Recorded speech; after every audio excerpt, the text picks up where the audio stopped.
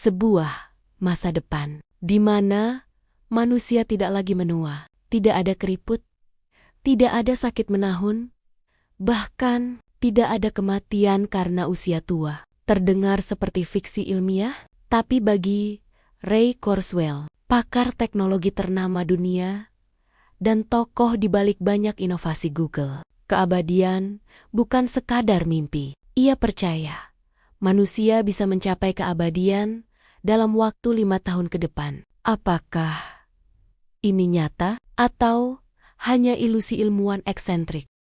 Mari kita telusuri bersama. Chapter 1.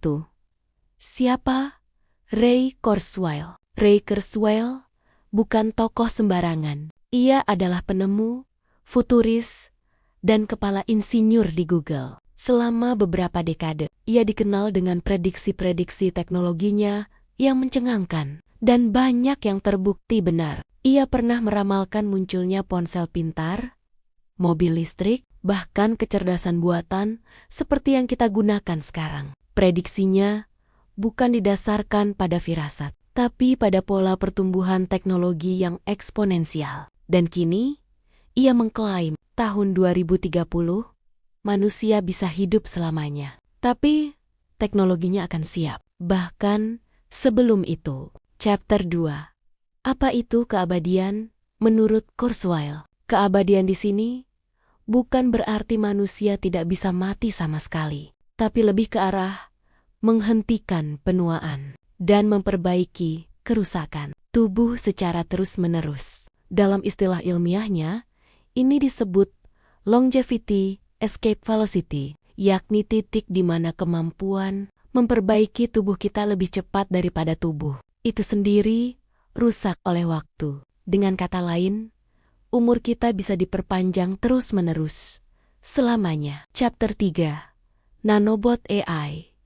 Kunci keabadian. Kurzweil menyebutkan kunci dari keabadian adalah sesuatu yang luar biasa kecil. Nanobot AI, robot super kecil, seukuran sel darah yang mampu masuk ke dalam tubuh manusia dan memperbaiki sel dari dalam. Bayangkan, ini Anda punya nanobot yang menyisir seluruh tubuh, memperbaiki DNA yang rusak, menghancurkan sel kanker sebelum sempat tumbuh, membersihkan kolesterol di pembuluh darah, dan meregenerasi jaringan otot, tulang, bahkan organ dalam. Itulah visi Kurzweil.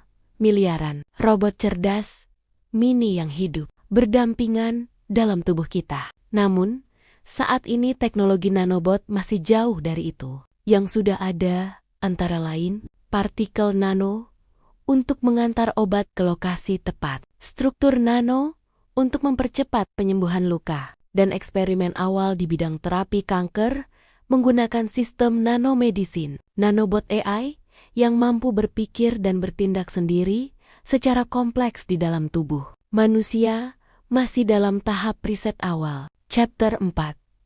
Gabungan AI, bioteknologi, dan medis. Meski nanobot belum sempurna, kombinasi dari AI, bioteknologi, dan ilmu kedokteran sudah membawa manusia selangkah lebih dekat ke umur panjang. Contohnya, AI kini bisa mendeteksi kanker lebih akurat dari dokter. CRISPR, teknologi pengeditan gen, bisa menghapus penyakit genetik. Stem cell terapi bisa meregenerasi organ yang rusak. Wearable medical devices bisa memantau kesehatan real time. Bayangkan, jika semua teknologi ini bekerja bersama, tubuh kita akan jadi semacam sistem terpadu yang bisa mendeteksi, menganalisis, dan memperbaiki dirinya sendiri. Itulah mengapa banyak ilmuwan tak lagi melihat penuaan sebagai takdir, melainkan sebagai penyakit yang bisa disembuhkan. Chapter 5. Tantangan menuju keabadian. Namun, keabadian bukanlah perkara teknologi semata. Ada tantangan besar yang belum terpecahkan. Pertama, teknis. Bagaimana cara membuat robot super kecil yang bisa bertahan dalam tubuh manusia? Kedua, energi. Bagaimana cara memberi daya pada nanobot tanpa merusak tubuh? Ketiga, etika dan regulasi. Siapa yang berhak mendapat akses ke teknologi ini?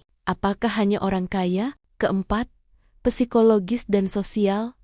Bagaimana jika semua orang hidup ratusan tahun? Apakah dunia cukup luas? Keabadian bisa memunculkan dunia baru dengan persoalan baru yang belum pernah kita hadapi sebelumnya. Kembali ke pertanyaan utama. Apakah mungkin kita bisa mencapai keabadian dalam waktu 5 tahun? Jawaban realistisnya adalah sangat kecil kemungkinannya. Teknologinya mungkin akan terus berkembang pesat. Tetapi untuk mencapai sistem nanobot yang benar-benar bisa memperbaiki tubuh secara menyeluruh, masih dibutuhkan setidaknya 1-2 dekade, jika tidak lebih. Namun, memperpanjang hidup sehat hingga usia 100 atau 120 tahun dengan kualitas hidup tinggi, itu mulai terasa mungkin. Dan jika perkembangan teknologi memang bersifat eksponensial, seperti kata Kurzweil, mungkin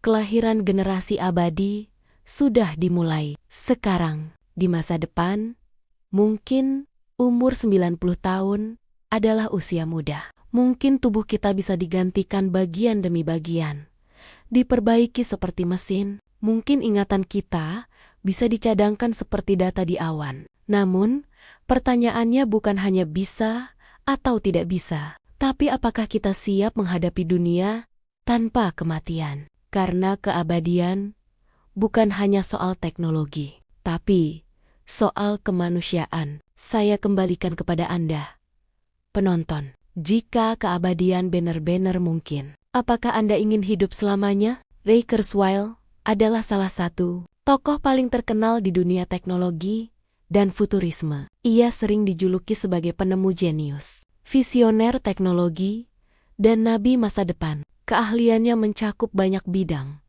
dari kecerdasan buatan AI, bioteknologi, pemrosesan bahasa alami, hingga prediksi masa depan berbasis tren teknologi eksponensial. Nama lengkap: Raymond Kurzweil. Tempat lahir: New York City, Amerika Serikat. Tanggal lahir: 12 Februari tahun 1948.